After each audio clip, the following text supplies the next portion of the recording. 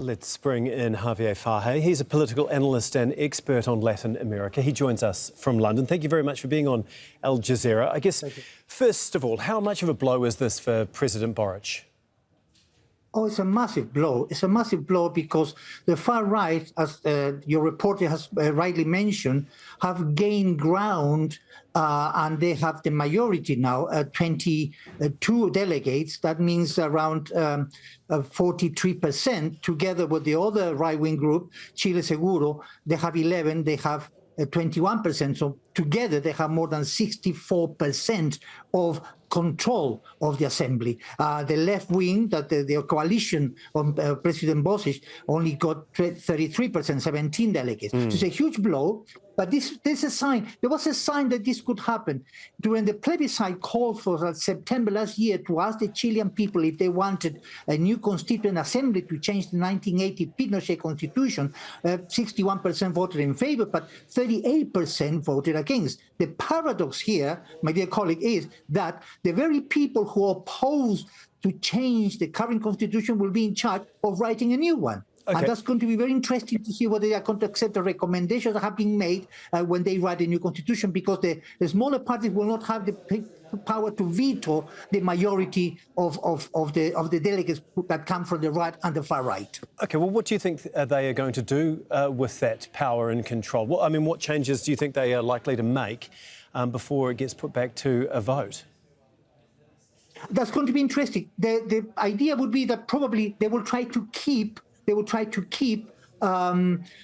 current elements of the current constitution. We mustn't forget that from after the constitution of 1980, almost every year there's been changes in that constitution, reform to adapt it to new times, but it still remains the same. So it remains to be seen whether they're going to try to keep some of the key elements of the 1980 constitution or accept the recommendations in relation to social rights and cyber protection and all that. So it's going to be very interesting to see what they are going to accept this recommendation. Now, it would depend very much on the pressure they will be under. The Republicans, which is the far-right party that has won, they are going to be under pressure to accept these reforms. So we don't know really whether they're going to make concessions in relation to their position. So far, we don't think they're going to do that, but the pressure might be huge for them to accept the recommendations that have been made for them to add new elements to this constitution. But they are likely to keep some of the elements of the 1980 constitution intact because, again, we mustn't forget, these parties